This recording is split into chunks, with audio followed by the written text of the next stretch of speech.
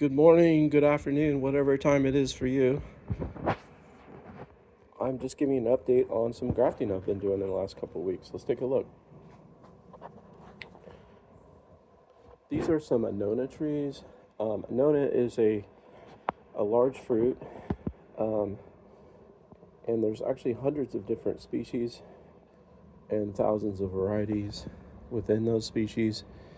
However, I'm just trying to grow varieties that I probably have a decent chance of getting some fruit from. Um, I have several varieties grafted onto different rootstocks, and the reason why I do that is simply for economy of space. I have a limited space, and if I put multiple varieties on one rootstock, it saves a lot of room.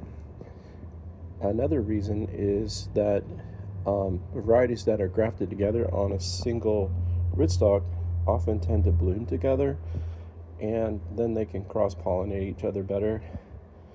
When you have different varieties blooming at the same time in close proximity, you're usually going to get a lot better success rate with pollination. So let's see what I've got going here. These are Annonas that I grafted about a couple weeks ago. Some are trying to push and some are not. This is a reticulata. Oh, I'm sorry. This is actually an Atamoya. And this is mostly Cherimoya on this one,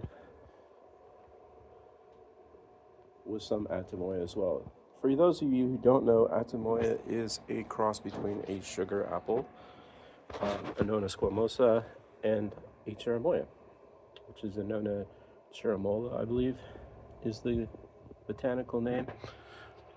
This is a soursop rootstock, and I've heard that reticulata, Annona reticulata, also known as custard apple, grafts well onto it. I have one sign here that is pushing, and hopefully I'm gonna get all three of them going. I have another one back there.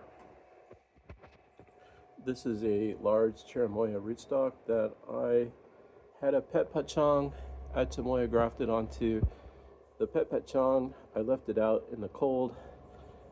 It got down to about 30 degrees, which is slightly below freezing, and it kind of died back. It really didn't like it, so I decided to try to graft some more cold hardy varieties of Atamoya onto this just to see how they do, and trying three together. Hopefully they all take and all grow evenly. Sometimes in my experience that what'll happen is one will take and be dominant and the other two will just die off. We'll see what happens. We'll see if we can keep them balanced. Over here I have a couple of different Atamoyas grafted onto a Cherimoya rootstock. And some more of the same, more Annona grafts.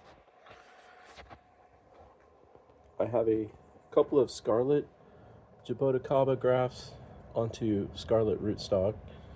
Figure that they should be compatible with each other theoretically. And speaking of Jaboticaba, I am trying an experiment. I took one of my Restinga plants that had multiple trunks coming up and just tried to graft some different varieties onto it. It looks like some of them are starting to push. That is called a Bronca Vino. And the other scions, I see a little bit of something happening over here. Should be interesting to try it out. I think I have about 4 different varieties grafted onto this tree, in addition to the original. Should be fun to see how that works out. Back over here, I have it's a quince rootstock, and I'm grafting some loquat on top. I've heard the advantage of grafting loquat or pear onto quince is that the tree will stay more dwarfed.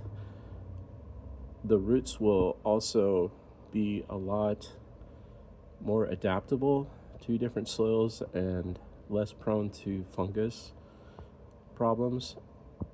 And also, another benefit is it will improve the production.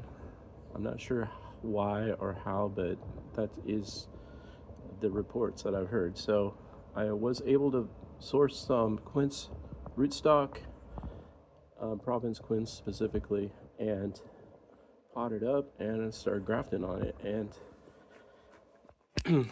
these grafts were done about a week ago, maybe a week and a half ago, and they're looking pretty good. I've got one trying to push its way out over here.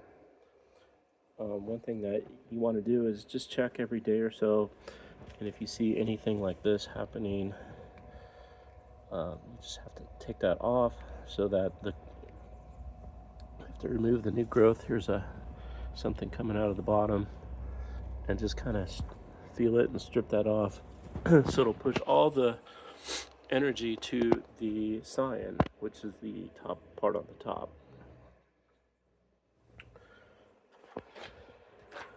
There's more to see, but I don't want to make this video too long.